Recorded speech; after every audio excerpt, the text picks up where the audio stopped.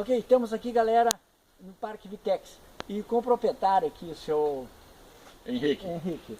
Faz muitos anos que eu conheço, é uma coisa impressionante a natureza, a vegetação aqui. Fala um pouquinho só para as pessoas virem visitar, que vale a pena.